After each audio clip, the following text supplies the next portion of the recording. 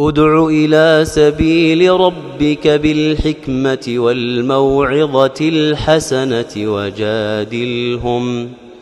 وجادلهم بالتي هي أحسن إن ربك هو أعلم بمن ضل عن سبيله وهو أعلم بالمهتدين وإن عاقبتم فعاقبوا بمثل ما عوقبتم به ولئن صبرتم لهو خير للصابرين واصبر وما صبرك إلا بالله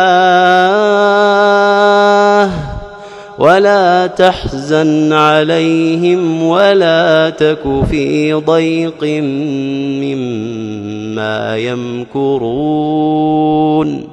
إن الله مع الذين اتقوا